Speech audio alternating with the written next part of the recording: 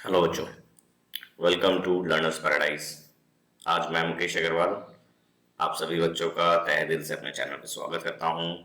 And आज हम लोग पढ़ेंगे ज्योमेट्रिक प्रोग्रेशन, है ना। तो बढ़ते हैं चैप्टर की ओर।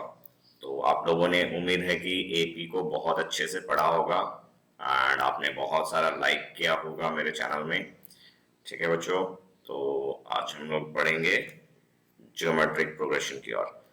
तो ज्योमेट्रिक प्रोग्रेशन देखो बच्चों, ज्योमेट्रिक प्रोग्रेशन अभी तक हमने पढ़ा था एरिथमेटिक प्रोग्रेशन। तो आज हम पढ़ने जा रहे हैं ज्योमेट्रिक प्रोग्रेशन। तो ज्योमेट्रिक प्रोग्रेशन और एरिथमेटिक प्रोग्रेशन में क्या फर्क है, पहले ये समझते हैं, या फिर पहले ये समझते हैं कि ज्योमेट्रिक प्रोग्रेशन क्या है। देखो, ज्योमेट्रिक प्रोग्रेशन भी एक सीरीज है। इसमें भी आपको फाइनाइट इनफाइनाइट वाले टर्म्स मिलेंगे, बट इसमें एक चीज, जैसे एपी में हमारा क्या था, जैसे ए हो रहा था फर्स्ट टर्म और एक ऐड हो रहा था कॉमन टर्म, राइट। मतलब ये डिफरेंस जो था ये हर टर्म में ऐड होते जा रहा था। जैसे यहाँ ऐड हो रहा है या सब्ट्रैक्ट कह रहे हैं, यानी कॉमन डिफरेंस था, है ना। टू टर्म्स यानी टू कॉन्सिक्यूटिव टर्म्स में एक कॉमन डिफरेंस मिलता था। उसी तरह से ये एपी के केस में कॉमन डिफरेंस जो मिलता था, उसी तरह से हमें यहाँ पे डिफरेंस नहीं बोल के एक कॉमन रेशियो बोलेंगे बच्चों। अगर ये कॉमन रेशियो एग्जिस्ट करता है, कोई भी दो कॉन्जिक्यूटिव टर्म का सेम रहता है, मतलब थ्रू आउट द सीरीज, है ना, तो वो सीरीज ज्योमेट्रिक प्रोग्रेशन कहलाएगा। चलिए इसको और अच्छे से समझते हैं कैसे। जैसे अगर हम माने कि ये फर्स्ट टर्म ए है, ए वन ही पकड़ लेते हैं फर्स्ट टर्म को, राइट बच्चों। और अगर दूसरा टर्म हम माने तो क्या होना चाहिए बच्चों, अगर एक कॉमन रेशियो है फिक्स्ड तो क्या आएगा, कुछ मल्टीप्लाई होगा। यानी आर, अगर हम ये कॉमन रेशियो आर मान लेते हैं तो कॉमन रेशियो क्या हो जाएगा, नेक्स्ट टर्म क्या हो जाएगा, ए वन इंटू आर बच्चों, ए वन आर हो जाएगा नेक्स्ट टर्म। उसके बाद वाला टर्म क्या हो जाएगा, ये ए टू हो गया। देखो ये ए वन है ना बच्चों, ये ए टू है, और ए थ्री क्या हो जाएगा बच्चों, ये ए टू इंटू आर। यानी ए थ्री का अगर बोले तो इससे पहला टर्म क्या होता है, ए टू, तो ए टू इंटू आर लिख सकते हो इसको, है ना। या फिर इसको क्या लिख सकते हो, अगर ए वन की रेस्पेक्ट में हम बात करें, ए टू की जगह क्या आ रहा है, ए वन इंटू आर, यानी ये हो जाता है ए वन आर स्क्वायर हो लिख सकते हो, राइट बच्चों। तो इस तरह से आप इसको आगे बढ़ा सकते हो, राइट। यानी हर टर्म में एक कॉमन रेशियो है। देखो, अगर आप अभी जैसे हम लोगों ने क्या किया था, कॉन्जिक्यूटिव टर्म कोई भी दो पकड़ो, अगर आप ये और ये पकड़े, है ना, यानी ए थ्री बाई ए टू। देखो हम लोग क्या करते हैं, अगर हम लोग ए थ्री बाई ए टू करते हैं तो देखो आपको क्या मिल रहा है, ए थ्री क्या हो गया, ए टू, सॉरी एक मिनट में आपको स्क्रीन फिर से करना पड़ेगा मेरे को।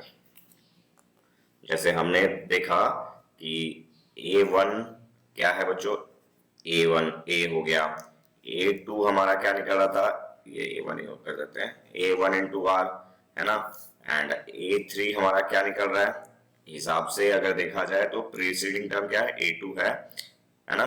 तो ए टू इंटू आर होता है। इसको हम लोग और क्या लिख सकते हैं, अगर ए वन के रिस्पेक्ट में लिखते हैं तो हमारा ये क्या हो जाएगा, ए टू की जगह ए वन आर और ये आर बच्चों, तो हमारा ये हो जाता है ए वन आर स्क्वायर। ठीक है बच्चों। एंड अगर हम ए फोर की बात करें तो वो क्या आएगा, देखो ए फोर क्या आता है, हिसाब से ए थ्री इंटू आर होना है ना। अब ए थ्री क्या है, ए टू इंटू आर है। तो इस तरह से अगर आप जब इसको आप ए वन के टर्म में लिखोगे बच्चों, तो ये आ जाएगा आपको ए वन इंटू आर थ्री। अगर देखना चाहते हो तो देखो ए थ्री की जगह आप क्या लिख सकते हो, ए टू इंटू आर, यानी क्या हो जाएगा, ए टू आर स्क्वायर हो जाएगा। अब ए टू क्या है, ए वन आर स्क्वायर है, तो ए वन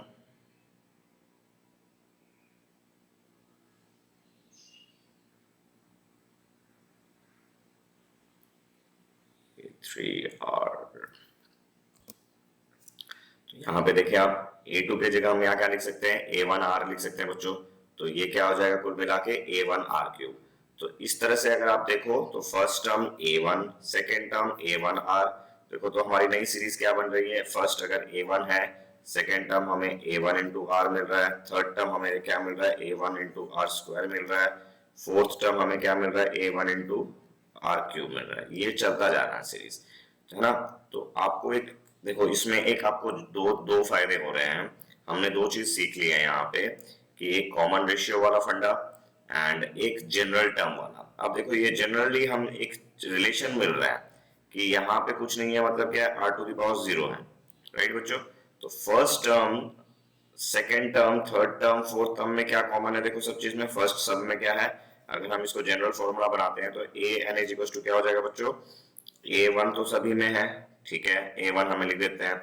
और r जो है ना बच्चों इस केस में, जब देखो ये 1 है तो ये 0 है, जब ये 2 है तो ये 1 है, जब 3 आ गया, थर्ड पोजीशन आ गया तो ये 2 आ गया, है ना।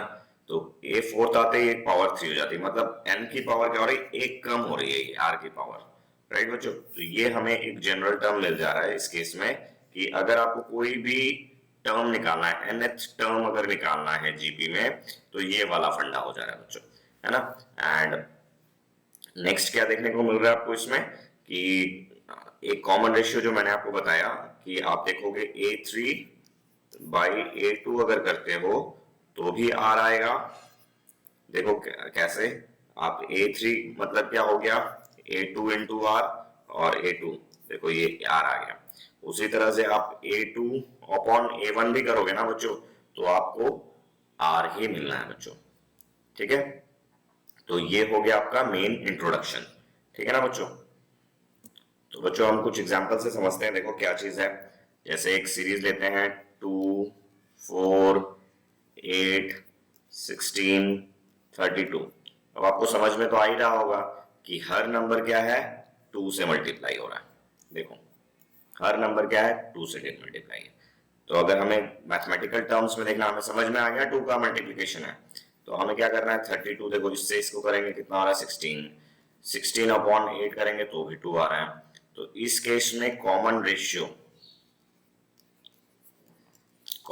क्या हो रहा है बच्चों, कॉमन रेशियो क्या हो जा रहा है इस केस में, हमारा 2 निकल जा रहा है बच्चों इस केस में, ठीक है ना। ये फिक्स्ड होता है बच्चों, ये एक सीरीज के लिए फिक्स्ड होगा। अगर कहीं पे जाके कहीं चेंज हो रहा है तो वो कॉमन रेशियो अगर पूरे सीरीज में सेम नहीं है तो वो सीरीज जीपी नहीं कहलाएगी, ठीक है बच्चों। तो हम देखते हैं नेक्स्ट क्वेश्चन, इसी तरह का एग्जांपल देखते हैं। जैसे एक है 4 - 2 1 हाफ डॉट डॉट डॉट। अब ये डॉट डॉट का मतलब तो आप समझ गए होंगे, ये इनफाइनाइट हो गए। अब इस केस में देखो क्या हो रहा है बच्चों, -2 अपॉन 4, है ना, क्या हो जाएगा 2 2 ज़ा 4 यानी हाफ। कॉमन रेशियो क्या आना चाहिए बच्चों, हाफ आना चाहिए, राइट। तो कॉमन रेशियो क्या आ गया बच्चों, हाफ। तो इस केस में फिर हम देखते हैं ये वाला अगर करते हैं तो क्या आ रहा है 1 अपॉन -2, ये भी माइनस हाफ आ रहा है बच्चों। इस केस में देखते हैं -half divided by 1, that is -half. तो पूरे सीरीज में आपको क्या देखने को मिल रहा है, 2 हो गया, फ्रैक्शंस भी हो सकते हैं, राइट। एक और दूसरा देख लेते हैं, जैसे 1 अपॉन 25, है ना, 1 अपॉन 5, 1 5 डॉट डॉट डॉट। अब ये यहाँ लास्ट में दिया हुआ 3 1 2 5, है ना बच्चों। तो ये किस तरह की सीरीज हो गई आपकी, ये हो गई आपको, ये फाइनाइट हो गई क्योंकि इसका लास्ट टर्म मेंशन किया हुआ है बच्चों, ठीक है ना। तो अब हमें अगर कॉमन रेशियो देखना है इस केस में तो भी हम क्या देखेंगे, 1 अपॉन a2 बाई a1, है ना। रूल क्या है, रूल के हिसाब से चलेंगे, हमें फर्क नहीं पड़ता वैल्यू क्या है। तो a2 क्या है बच्चों 1/5 डिवाइडेड बाई क्या है 1/25, है ना। तो इस तरह से देखो बच्चे, मैंने देखा है कि जो बच्चे थोड़े से मैथ्स का जिनका बेसिक क्लियर नहीं है वो इधर आके अटक जाते हैं बच्चों। तो जो आपको अगर इस केस में दिक्कत हो रही है तो आप इनको इस तरह से लिखें, ये कॉन्सेप्ट में लिखें, है ना, डिवाइड जरूर करें यहाँ पे, तो आपकी गलतियां सुधर जाएगी। तो आप इनको अगर देखोगे तो अभी आप क्या कर सकते हो, 1/5 ये डिवाइडेड बाई है, तो आपको पता है मल्टीप्लाई करने से ये क्या नीचे वाला क्या होता है, रिवर्स हो जाता है ना। तो 25/1 हो जाएगा, तो 5 5 ज़ा 25। तो कॉमन रेशियो कितना आ जाएगा बच्चों 5। यही चीज आपको यहाँ पे भी चेक करनी है तो ये दो टर्म में अगर हम चेक करते हैं तो क्या हो जाएगा बच्चों, 1/1/5 है ना। तो क्या हो जाएगा 1 × 5/1 यानी 5 बच्चों। ठीक है, तो ये आपको ध्यान देना है बच्चों। ये सब छोटी छोटी चीजें हैं जो कि यहाँ पे अगर गलती हो गई तो पूरा क्वेश्चन गलत हो जाना है, आपका कॉन्सेप्ट सीखा हुआ सारा खराब हो जाना है बच्चों, है ना। तो बेसिक्स मैंने देखा है कि बहुत बच्चे होशियार होते हैं, सब चीज ठीक है, लेकिन सिली मिस्टेक्स के नाम पे ये सब गलतियां करके आते हैं, है ना। तो ये सब गलती नहीं करनी है, क्योंकि पूरा चैप्टर की मेहनत आपकी ये सिली मिस्टेक के कारण खराब हो सकती है। तो हमें ध्यान देके करना है बच्चों, है ना। हमें बहुत प्यार से करना है, हमें आराम से हमें सीखना है चीजों को। ठीक है बच्चों।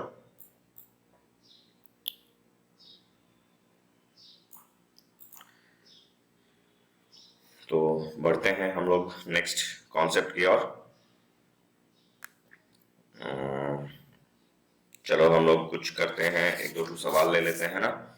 तो बीच बीच में जैसे कॉन्सेप्ट्स आते रहेंगे हम लोग ऐसा करते रहेंगे, है ना। हमने दो चीज सीख ली है, हमने nth जनरल टर्म वाला फॉर्मूला भी देख लिया है, ठीक है बच्चों। एंड हमने और क्या देखा है, हमने जनरल टर्म वाला फॉर्मूला देख लिया एंड कॉमन रेशियो सीख लिया, ठीक है। तो इससे रिलेटेड हम लोग क्वेश्चंस करते हैं। एक क्वेश्चन है, find the 20th term and the nth term of the list.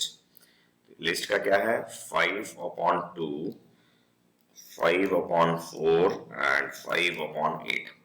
ये डॉट डॉट डॉट डॉट यानी इनफाइनाइट सीरीज चल रही है बच्चों, ठीक है। तो इस केस में आपसे क्या पूछा जा रहा है, 20th टर्म यानी A20 एंड nth टर्म यानी AN, ये दोनों का वैल्यू आपको निकालनी है। तो आपको तो पता है AN हमने सीखा था कुछ देर पहले, A × R⁴n−1, ठीक है बच्चों। ये हमने सीखा हुआ है ना। तो अब हमें क्या करना है, हमें पहले क्या चाहिए, A आपको पता है, राइट, A आपको दिया हुआ है, R आपको निकालना है। तो R जब हम निकालेंगे, हमने पता किया था A2/A1। A2 क्या होता है, 5/4 डिवाइडेड बाय क्या होगा, 5/2 बच्चों। हम बहुत ही बेसिक से करेंगे। 5/4 ये डिवाइड है, इनटू हो जाने से ये क्या होता है, रिवर्स हो जाता है बच्चों। तो 5 कैंसल एंड 2 2 तो आंसर कितना आ गया बच्चों, 1/2, ठीक है। तो ये रेशियो क्या हो गया, 1/2। यही चीज चेक करो, इसका हाफ हो रहा है, यस यहाँ पे भी सेम हो रहा है। तो A20 अगर आपको निकालना है तो आपका वैल्यू कितना हो जाएगा, A यानी 5/2 इंटू R यानी क्या हो गया बच्चों, 1/2 टू दी पावर क्या हो जाएगा, n-1 यानी 19, है ना। आप इसको इस तरह से भी लिख सकते हैं, 5/5 ये भी इसको मल्टी, आप ये हाफ को भी यहाँ ले जाके आप 1/2 टू दी पावर 20 भी लिख सकते हैं बच्चों। तो ये आपका आंसर हो गया। आपको ये सॉल्व करने की जरूरत नहीं है, ये ऐसे ही रहने दें, आपको कोई दिक्कत नहीं है। आप इसको बुक्स में देखोगे तो अलग अलग फॉर्मेट में लिखा रहता है, कहीं पे आपको 5 divided by 2 to the power 20 लिखा मिलेगा। तो ये चीज वो लॉ एंड डिसेस आपने पढ़ा हुआ है क्लास 9 में, तो आप देखें उसमें से सारा कॉन्सेप्ट वहीं पे है बच्चों, ठीक है। तो आप वहां से ये चेक कर सकते हो। तो देखो बच्चों, नेक्स्ट क्वेश्चन की ओर बढ़ते हैं। नेक्स्ट क्वेश्चन दिया हुआ है, ये एक जीपी है, इनफाइनाइट जीपी, एंड इसमें पूछा गया है कि 729 जो है ये कौन सा टर्म है, which term of the GP is 729, ये क्वेश्चन है। तो हम लोग को देखते हैं इसमें आर क्या है बच्चों।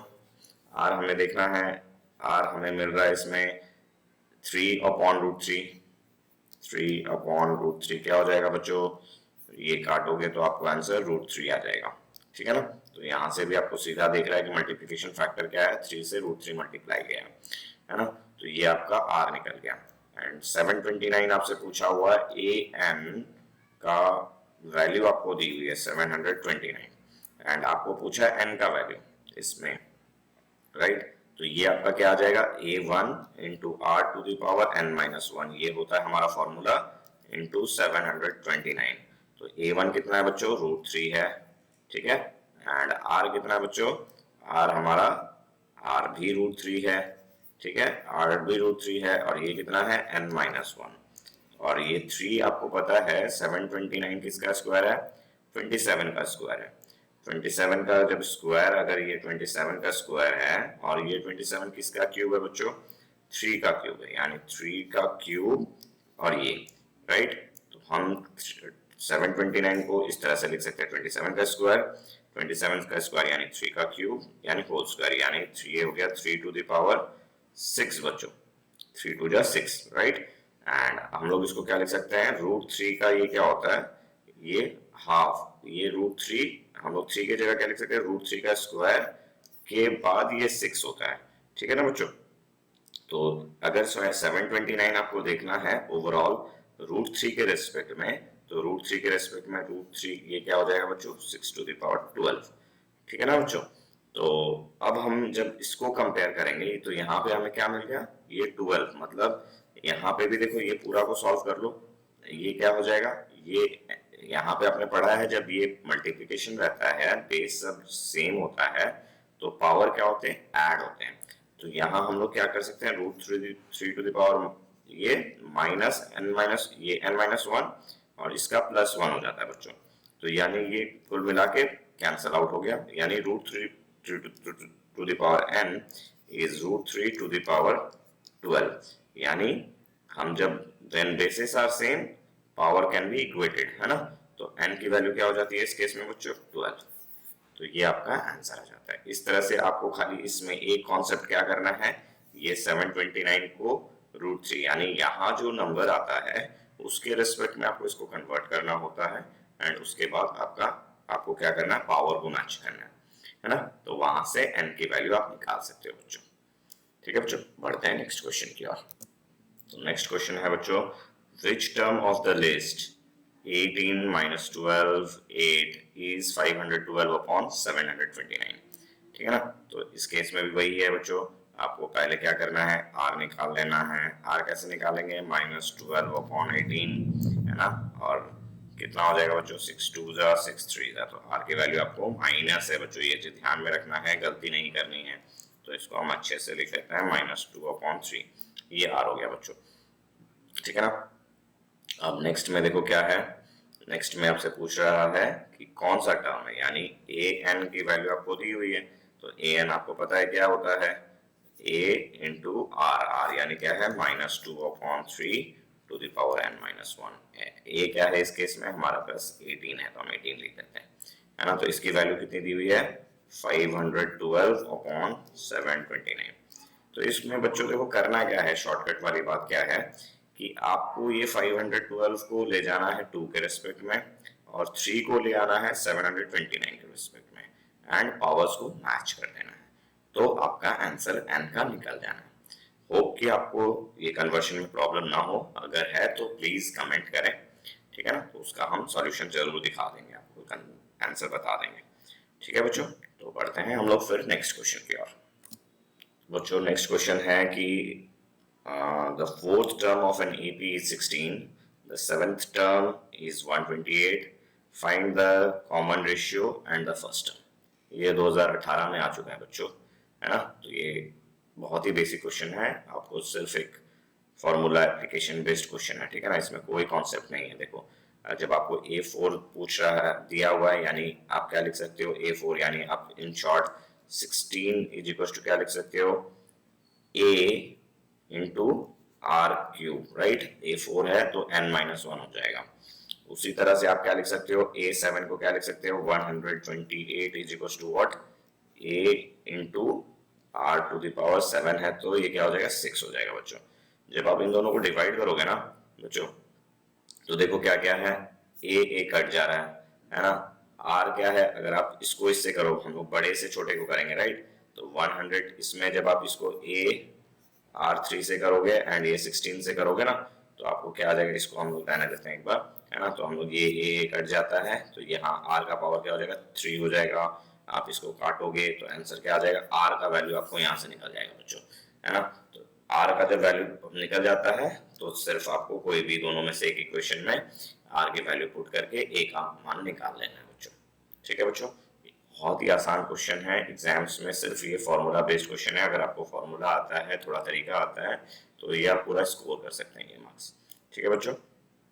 तो जनरली मैंने देखा था कि ये अरिथमेटिक एंड ज्योमेट्रिक प्रोग्रेशन से आप लोगों को लगभग 6 मार्क्स का क्वेश्चन आने वाला है एग्जाम में, है ना। तो मे बी एक एपी से आ जाए, एक जीपी से आ जाए, या फिर एपी से ही आ जाए, तो वो डिपेंड करता है आप लोग का लक एंड एग्जामिनर का थॉट क्या रहता है, राइट। तो बढ़ते हैं नेक्स्ट क्वेश्चन की ओर बच्चों। बच्चों ये क्वेश्चन में कुछ वर्ड्स हैं मैं जो आपको सिखाना चाहूँगा, काफ़ी लाइन में लिखा हुआ है, तो आप ये देखें क्या लिखा हुआ है। The third term, sixth term and last term of the GP are 6, 48, 3072 respectively. एक वर्ड होता है रेस्पेक्टिवली, राइट। तो रेस्पेक्टिवली एक बहुत इंपॉर्टेंट वर्ड है, जिसका मतलब क्या है, जिस सीक्वेंस में ये पहली वर्ब मेंशन की हुई है उसी सीक्वेंस में ये भी मेंशन किया हुआ है। तो इससे क्या मिलता है कि जो फर्स्ट में जो है वो फर्स्ट वाला वैल्यू लेगा, सेकंड वाला सेकंड वैल्यू लेगा, थर्ड वाला थर्ड वैल्यू लेगा। तो आप ये रेस्पेक्टिवली को यूज करना आपको आना चाहिए, क्योंकि आप क्लास 10 के अगर स्टूडेंट्स हैं, आप देख रहे हैं ये वीडियो, तो मेरे हिसाब से आपको कम से कम ये वर्ड को एक बार सर्च करके बहुत अच्छे से इसका मतलब समझ लें। रेस्पेक्टिवली का मैं फिर से आपको बताता हूँ कि फर्स्ट में जैसे अगर बोला हुआ है third term, six term and last term of an AP are 6, 48 and 3072 respectively अगर लास्ट में बोल दिया गया है, तो इसका मतलब होता है थर्ड वाला 6 का वैल्यू लेगा, सिक्स टर्म ये लेगा, ये वाला इसका वैल्यू लेगा। अगर इसमें रेस्पेक्टिवली अगर वर्ड नहीं है तो आप ये स्टेटमेंट को इस तरह से नहीं लिख पाओगे। तो ये रेस्पेक्टिवली वर्ड का एक बहुत बड़ा इंपॉर्टेंस है, जो आपको बताता है कि ये और ये इसकी वैल्यू है, ठीक है ना बच्चों। तो ये चीज आपको ध्यान देनी है। अगर कभी क्वेश्चन में रेस्पेक्टिवली नहीं है कोई क्वेश्चन में, तो समझ जाए कि वहां वो सीक्वेंस मतलब ऑर्डर वही नहीं होता है, ठीक है ना। तो आप ऑर्डर नहीं लिख सकते, उसमें कंफ्यूजन रहेगा कि ये इसका है या इसका है या इसका है, कौन किसकी वैल्यू है ये कंफर्म नहीं हो सकती उस केस में, ठीक है ना बच्चों। तो हम बढ़ते हैं क्वेश्चन सॉल्यूशन की ओर। तो इसमें देखो जब a6 आपको दिया हुआ है, तो a6 का मतलब क्या हो गया बच्चों, a into r to the power 5, इसका वैल्यू कितना दिया हुआ है 48, है ना। एंड इसका वैल्यू कितना दिया हुआ देखो a3 यानी a इंटू आर स्क्वायर, कितना दिया हुआ बच्चों 6, है ना। a काट दो, आर स्क्वायर था तो यहाँ कितना बच जाएगा 3 बच जाएगा। तो यहाँ आप देखोगे ये कितना हो गया r3 इज इक्वल टू आपको कितना आ रहा है 6, 8 यानी 8 यानी 2 टू द पावर 3 बच्चों। तो यहाँ से आप इसको अगर कंपेयर करोगे तो r का मान क्या होगा देखो 3 3 सेम हो गया, तो इसमें हम बेस कंपेयर कर रहे हैं, तो r की वैल्यू क्या हो गई 2 बच्चों, है ना।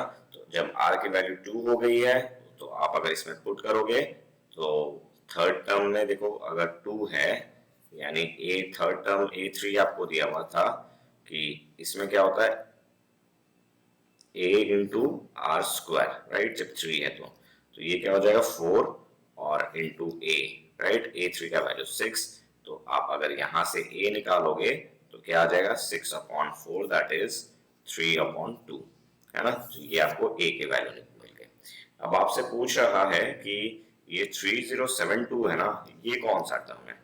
जैसे a n का वैल्यू हम लोग का क्या हो गया a into r to the power n minus 1 is equal to 3072 करना है। आपको a मिल गया है, r मिल गया है, तो इस केस में आप a की वैल्यू पुट कर दें, r की वैल्यू पुट कर दें, एंड इसको आपको क्या करना है पावर्स में मैच करके ये पावर को मैच करना है और वहां से n का वैल्यू निकालना है बच्चों। तो ये आप करेंगे, ठीक है बच्चों। आज के लिए इतना ही, मिलते हैं नेक्स्ट क्लास में। एंड अच्छा लगा हो तो लाइक शेयर एंड सब्सक्राइब करें। एंड आज कुछ सॉफ्टवेयर इश्यूज के कारण मेरे को इस तरह से पढ़ाना पड़ रहा है, and may be next class में मैं कुछ अच्छी तरह से सेटअप करके अच्छी प्रेजेंटेशन लेकर आने की कोशिश करूंगा बच्चों, ठीक है बच्चों। Thank you.